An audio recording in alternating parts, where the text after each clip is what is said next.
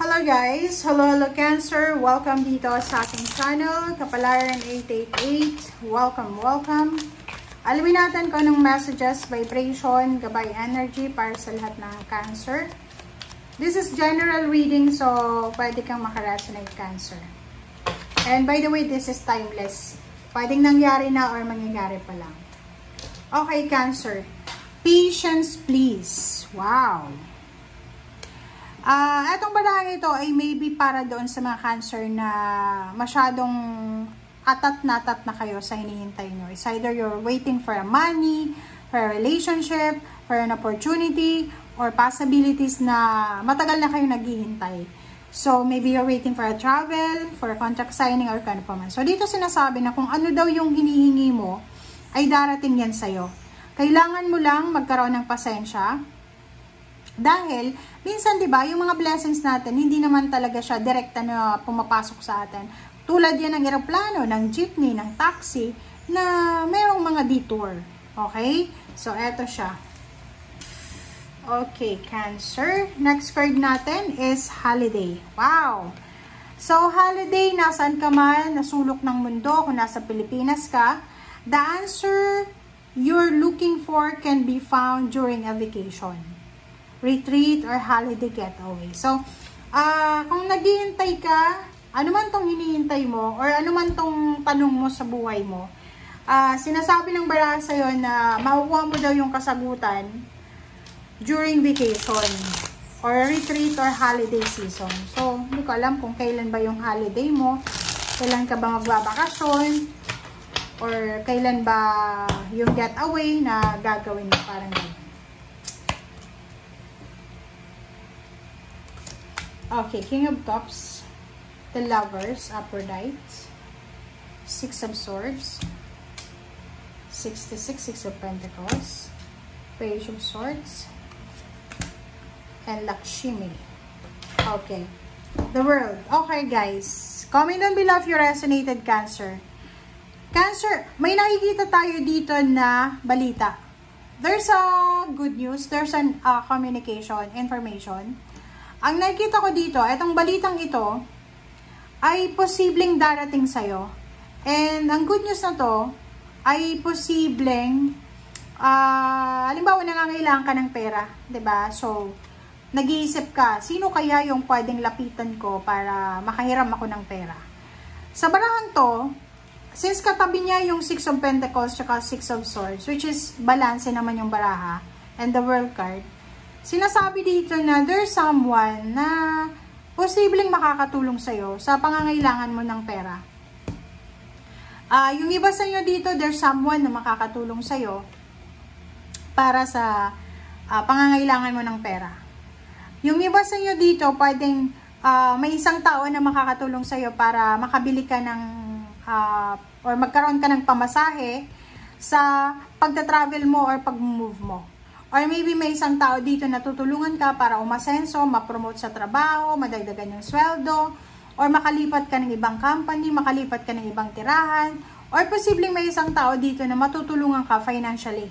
Financially and physically. Effort talaga siya. Okay.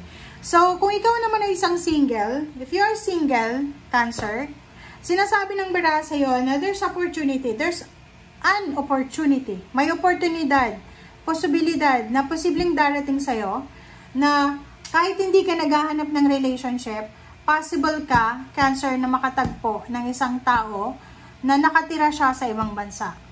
Sa either doon sa bansa na may mga elepante or kung saan pa man na bansa ito na pwedeng matagpuan mo. Okay?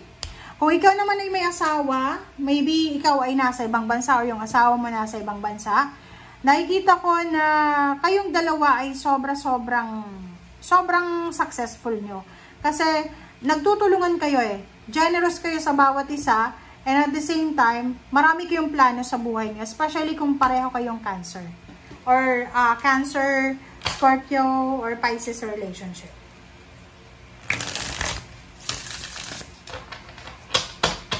Alright, tingnan natin.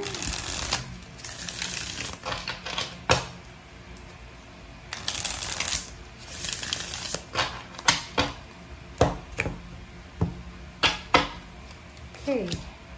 High Priestess, 3 of Cups, 7 of Pentacles, the Emperor, 9 of Swords, and Page of Wands. Okay, sa ilalim mo dito is Queen of Cups and Ace of Cups. So, sinasabi ng baraha sa'yo na Cancer, ano man ang reading na to, ano man ang result ng reading na to, lahat daw ng mga gusto mong mangyari sa buhay mo ay makukuha mo. Magiging masaya ka, magiging fulfilling ang buhay mo. Page of Wands, isang future news ang posibleng matatanggap mo, na posibleng atong news na to ay marami ka ng, like, naghihintay ka. So, for example, ang tagal mo nang naghihintay sa promotion, salary increase, or maybe unemployed ka, nag-aantay ka ng rekomendasyon, pwedeng humingi ka ng tulong sa isang tao na i-recommend ka, naghihintay ka ng ng update. And ngayon, sinasabi ng baraha na lahat ng pagtitiis mo, lahat ng sleepless nights, lahat ng panahon na hindi ka makatulog sa gabi dahil nag-iisip ka, ay may possible na outcome na. Okay, sa wakas. Yan nga sinasabi ng baraha. And 7 of Pentacles, 3 of Cups, kung ano man daw ito na pangangailangan mo sa ngayon, and hindi mo masyado siyang maibigay, like for example, may mga kailangan yung pamilya mo na hindi mo kayang maibigay, sinasabi ng baraha na kailangan mong maging mapasensya. Kailangan mong maging mapasensya because there's an incoming power, there's an incoming empowerment, authority, like there's an incoming salary increase, higher position, balance, financial balance, emotional balance na posibleng darating sa'yo, na pwedeng magdadala sa'yo ng sobra-sobrang happiness and celebration. Pero sa ngayon, hindi pa siya, naka-hidden pa siya, nakatago pa siya. So halimbawa, kung halimbawa sa ngayon, nakakaranas ka ng problema sa financial or emotional, tapos ang gulo ng mga tao sa paligid mo, hayaan mo lang. Kasi ang sabi ng baraha sa'yo dito na may darating, pero hindi pa siya ipapakita sa'yo ng universe. Kumbaga, like halimbawa, di ba may bagyo? Kung may bagyo na darating sa Pilipinas, nakikita na yun ng pag-asa na may darating. So parang ganun din blessing. May darating na blessing sa'yo, pero hindi mo pa siya nakikita, hindi mo pa siya nararamdaman, pero paikot-ikot na siya sa paligid mo. Okay, naghahanap lang siya ng tamang timing, tamang panahon. Like yung aeroplano yan, nalalapag, di ba? Pag hindi pa siya makakuha ng timing, hindi siya makakalapag. Parang ganun lang. Okay? Thank you guys for watching and see you again. Bye!